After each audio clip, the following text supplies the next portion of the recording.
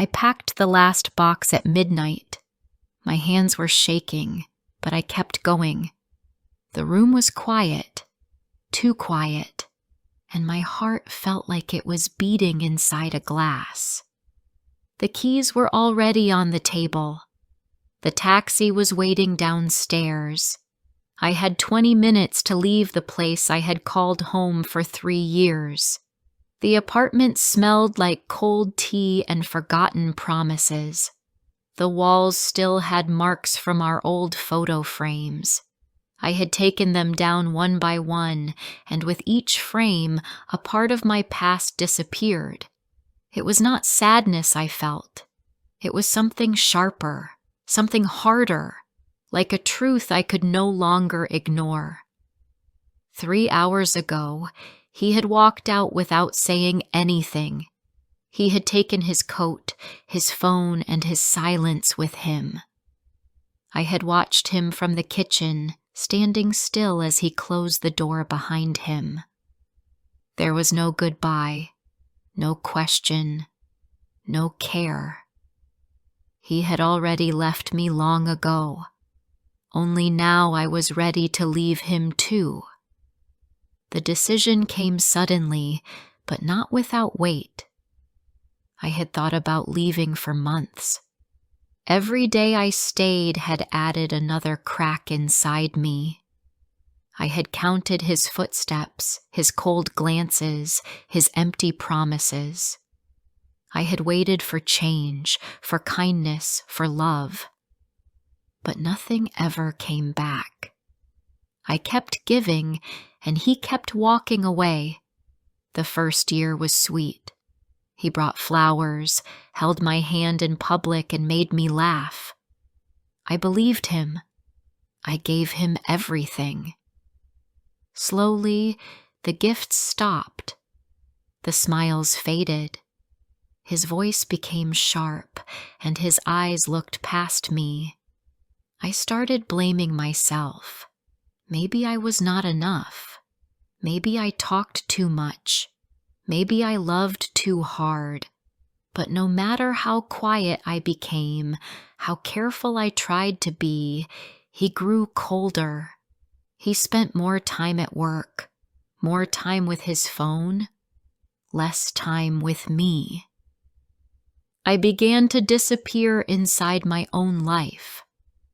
I was the woman waiting by the window, the woman folding clothes in silence, the woman who no longer spoke because she was too tired of not being heard. I had stopped meeting friends, stopped calling home. I told lies to myself, that he was busy, that I should be patient, that he still loved me somewhere deep down. But love does not look like silence. It does not feel like walking on glass. It does not hurt more than it heals. One morning, he forgot my birthday. I spent the day alone in our kitchen, pretending it did not matter. I cleaned the floors, made tea, and waited.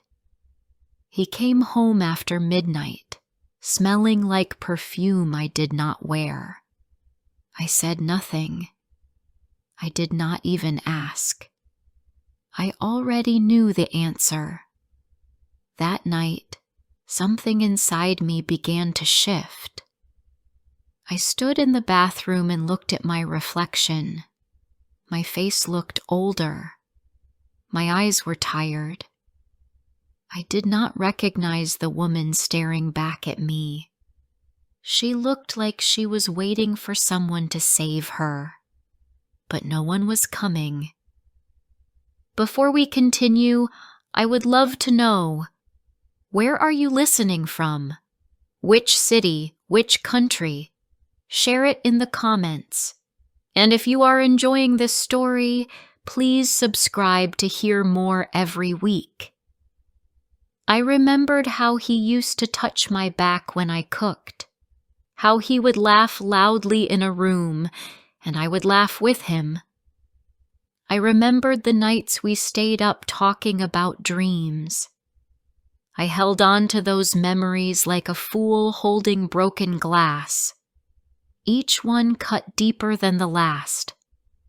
I began to write things down. Quiet plans hidden in notebooks. What I needed to pack. Who I could call. How much money I could save. I kept lists under my clothes drawer, away from his eyes.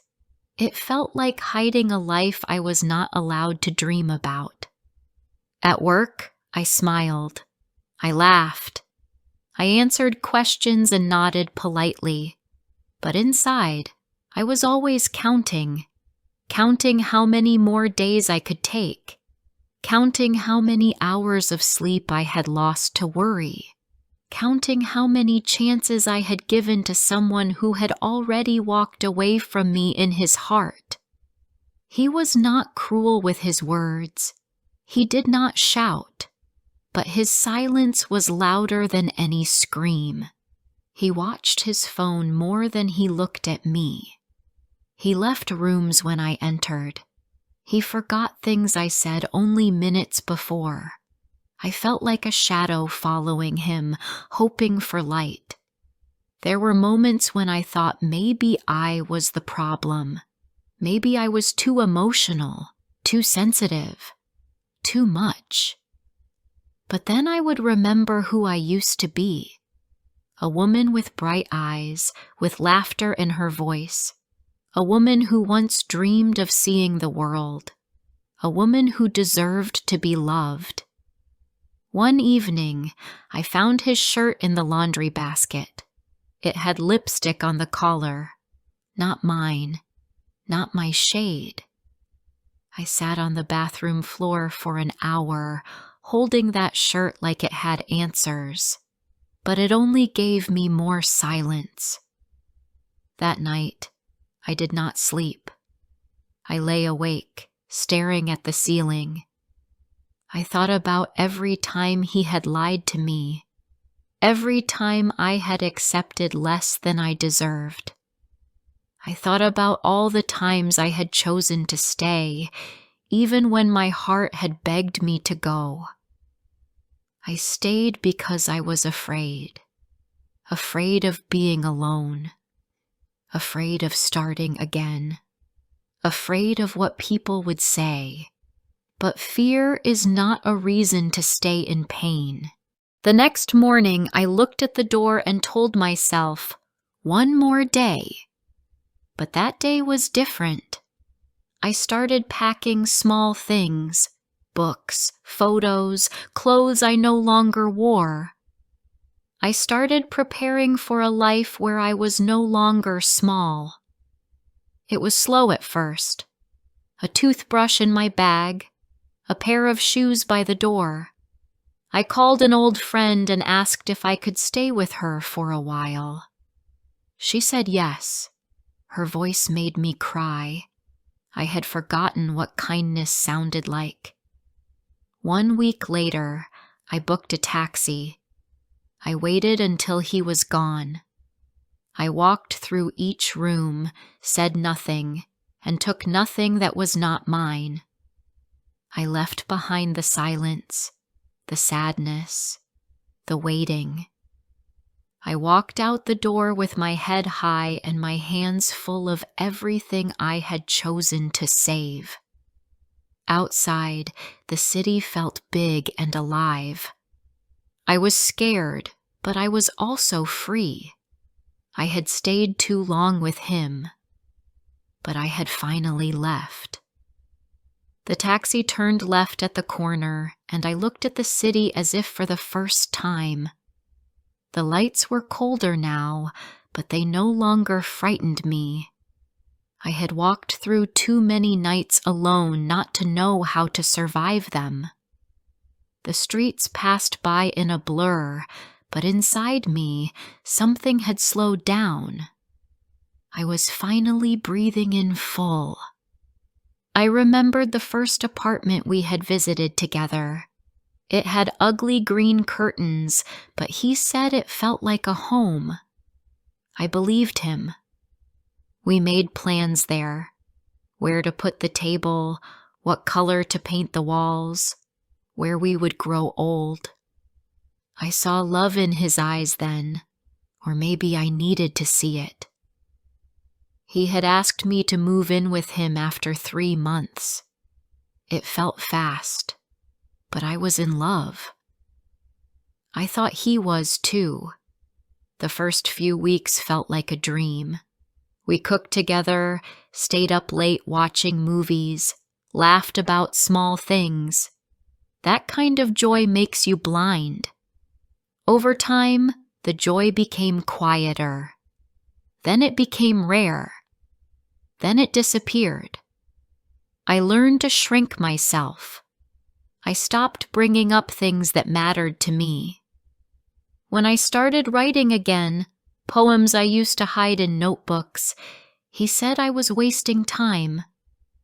When I wanted to go back to school, he told me it was too expensive, that I had nothing to prove. I began to lose parts of myself like earrings, one piece at a time without knowing it was gone. I watched my friends get married, have babies, build lives with people who seemed to care. I wanted that too. I kept hoping he would return to who he was in the beginning, that he would wake up one day and miss me, the way I used to be. But he never looked back, not once. I had planned everything for this night. I had found a room through someone at work, a woman who rented the top floor of her house to single tenants. It was small and had thin walls, but it had light. Real, warm light that came in through big windows. She said I could bring my books and start again. In the back of the taxi, I held my hands together tightly. My nails were short and uneven. I had stopped taking care of myself. No makeup, no new clothes. Just survival. I was always too tired, too small, too silent. That silence was the heaviest part. It had become my second skin. There were nights I sat in the bathroom just to hear my own breathing. Nights I lay awake wondering if I could do it. If I could live alone again, sleep in an empty bed, eat dinner without his presence. But I already had. I had lived alone next to him for years. Sometimes he would be gone for hours, and I would not even notice until the sun went down. Other times, he would come home but stay in another room. I stopped asking where he had been. The answers were lies, and I was tired of pretending I believed them. He used to call me beautiful. Then he stopped. I stopped feeling beautiful too. He used to kiss me goodnight. Then he stopped. I stopped reaching for him. I do not remember the last time he held me. I do not remember the last time I laughed without checking his face first. All I remember is how quiet everything became. When the taxi stopped, I did not move right away. The driver said nothing. He looked at me through the mirror and gave a small nod, the kind you give someone at a funeral. I paid him with shaking hands and stepped outside. The air was sharp against my face. It was almost morning. A soft, cold light was growing in the sky. The house was smaller than I remembered. The front garden was still asleep, and the upstairs window had a soft yellow glow. My room. I took my suitcase and walked up the short path. With every step, I felt a weight lift. Not all at once, but like peeling away layers of something tight and wrong. I had worn pain like a coat for so long. Now it was slipping off. The door opened before I knocked. She was standing there, the landlady. Her hair was tied back, and she wore a sweater over a long dress. She looked surprised, but kind. I had told her I might come late. She stepped aside, and I walked in. The hallway smelled like lemons and soap. It was clean and warm. She pointed upstairs, and I went without speaking. I carried my things one by one. When I reached the room, I stood still for a moment. There was a bed with fresh sheets, a chair by the window, a small table. That was all. But it was enough. I sat on the edge of the bed and looked out. The street was empty. A bird called softly in the dark. I closed my eyes. It was not peace I felt yet. It was something rawer, like I had walked out of a burning house and was only now feeling the cold on my skin. But cold is honest. Cold does not lie to you the way a warm silence can. That night, I did not cry. I had cried too many nights for someone who never saw my tears. Instead, I lay back, looked at the ceiling, and let the emptiness come. Because this emptiness was mine, and for the first time in a long time, I felt like I was beginning again. The first morning in the new room was quiet. Light filled the walls like soft water, and for a few seconds I did not remember where I was. Then I sat up and looked around. No footsteps in the hall. No sound of his keys, no tension in the air, just stillness. I got up slowly, feeling the weight of sleep in my bones. The floor was cool. The window was open a little, and a fresh breeze touched my face. It felt like the start of something. Not happiness yet, but something possible. The woman who owned the house had left a small note on the kitchen table. She said I could use anything I needed. There was bread, fruit, and tea on the counter. She had even left a new toothbrush in the bathroom drawer. That small kindness felt like a gift. I ate alone, looking out at the small garden behind the house. There were white flowers near the fence and a single wooden chair under a tree. I told myself I would sit there one day when I was ready. That day, I called in sick to work. I needed time. My body needed rest, and my heart needed space. I spent most of the morning unpacking, one bag at a time, one memory at a time. There were things I had brought with me that still smelled like him. A sweater, a scarf. I folded them tightly and placed them at the bottom of the closet. I was not ready to throw them away, but I could not see them either. In the evening, I walked to a small park nearby. There were families, dogs, and children running across the grass. I sat on a bench and watched them, not with sadness, but with distance, like someone looking at another world. There had been a time I wanted children, a home, a life filled with warm dinners and soft blankets, and someone waiting for me to come home. But with him, even those simple dreams had become heavy. I had learned to stop asking. He used to say I was too sensitive, too dramatic, that I made small things into problems. So I stopped sharing. I stopped asking for anything at all. I thought that was strength. But it was silence. And silence is not love. At the park, I watched a young couple sitting on the grass. They were talking. The woman was laughing with her whole face. The man was listening with his eyes. I could tell he cared about her words. I had not felt that in a long time. I went back to the house when the sun began to fall. The sky turned a soft gold. My feet hurt a little, but I felt light. Not because I was healed, but because I had done the hardest part.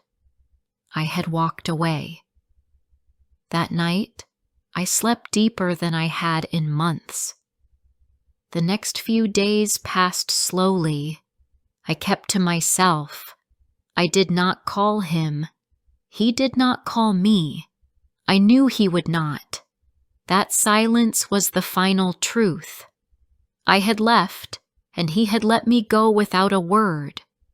I started going back to work. People asked where I had been, but I kept my answers simple. I moved, I said. I needed a change. Most people did not ask more, but one woman, Angela, looked at me carefully and said, "You look different, lighter." That stayed with me. I walked home from work most evenings. I liked the movement, the rhythm of my steps. I liked the sound of my own breath and the way the city looked when the lights came on. One night, I passed a bookstore. There was a small sign in the window, "Writing Group, Thursday evenings." I stopped and looked inside. A round table, a few chairs, a soft yellow light. It felt safe. I had not written in a long time, not since the day he found my notebook and called it silly. "You write like a teenager," he had said. I stopped writing after that. I told myself it was not important, but it was. It always was. That Thursday, I went. The woman leading the group was older, with short silver hair and kind eyes. She gave everyone tea and asked us to write about a place where you feel free. My hands were shaking, but I wrote. Slowly, then faster. The words came back. The voice I had forgotten began to whisper again. When I read what I wrote, no one laughed. No one looked away. They listened. I walked home that night with something warm inside me. A light. A thread of myself coming back. At home, I began to take care of small things. I bought flowers for my room. I cooked simple meals. I cleaned the windows. These actions were tiny, but they felt like steps forward. The woman who owned the house often left tea on the table for me. Sometimes she added a slice of cake. We did not talk much, but I could feel her kindness. It helped. One Sunday morning, I found an old photo of myself. I was sitting on a beach, my hair wild, my smile wide. I looked free. I taped it to the wall beside my bed. That woman was still inside me. She had never gone. She had only been quiet. I began to write every night, sometimes only a page, sometimes more. I wrote about the days we met, the nights we laughed, the mornings I cried alone. I wrote it all, not to stay in pain, but to leave it behind. One evening, I lit a candle and read everything I had written over the years. I saw my own voice grow quieter and sadder, then slowly stronger again. I cried that night, not because I was broken, but because I was healing. Each day, I learned something new, that I could wake up without fear, that I could eat alone and feel full, that I could walk past couples without bitterness, that I could laugh again, softly, quietly, and mean it. People began to notice. My boss asked if I had changed my hair. My friend Angela said my eyes looked brighter. I smiled and said thank you, but inside, I knew the truth. I had not changed my hair. I had changed my life. I no longer waited for him to come back. I no longer checked my phone hoping for a message. I stopped counting the days since I left. I started counting the days I returned to myself, and with each new sunrise, I took one more step forward. Spring arrived with soft mornings and longer days. The light came earlier now, and with it, something new opened inside me. I found myself waking before the alarm. I stretched, I smiled, and I began each day without the usual weight on my chest. There was a peace in that. Some weekends, I walked farther than usual. I explored parts of the city I had never seen before, even though I had lived here for years. I noticed small things. The way a cat sat on a windowsill, the laughter of children skipping rope, the way old couples walked slowly but held hands tightly. I started visiting the library again. I used to go often before I met him. I loved the quiet there, the feeling of being surrounded by stories. I checked out novels, poetry, even books on plants. Every time I returned a book, I felt a little smarter, a little lighter. One Saturday, I passed a market and stopped at a table full of small rings. They were all different. Silver, copper, some with stones, some plain. I picked one with a simple green gem and put it on my finger. It was not expensive, but it felt like a gift to myself. I had not bought myself anything in a long time. That same day, I walked into a new cafe near the park. I ordered tea and sat by the window. I brought out my notebook and began to write. The words came easily. I wrote about the girl I used to be, the one who wanted to travel, to learn, to love without fear. And I wrote about the woman I was now, who had lost so much, but found herself again through the pain. Halfway through my tea, someone sat at the table beside me. I did not look at first, but then I heard his voice. It was him. He did not see me right away. He was laughing, talking to someone across from him. A friend, maybe. My breath caught in my throat. My body froze. For a moment, the air felt heavy again, but then he looked over and saw me. His face changed. The smile disappeared. He opened his mouth slightly, as if to speak, but no words came. I gave a small nod and looked back at my notebook. I did not say hello. I did not ask how he was. I did not smile. He waited a few seconds. Then he turned back to his friend. I sat there, steady. The tea was still warm in my hand. The notebook was still open. My story had not stopped. My healing had not paused. His presence meant nothing to me now.